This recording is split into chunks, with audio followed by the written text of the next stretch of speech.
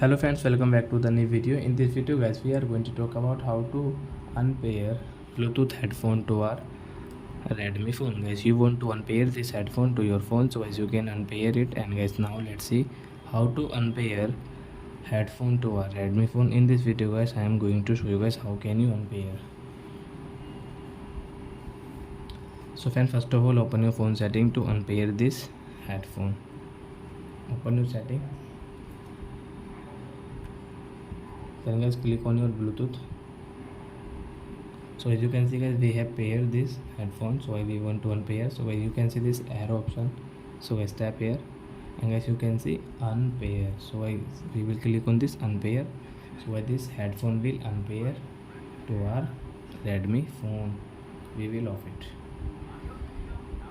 So I hope friends you have understood how to unpair Bluetooth headphone to our Redmi phone. So that's it guys, thanks for watching. Now we will meet our next video with new topic. Before going guys, please comment, like my video, subscribe my channel. Bye bye friends.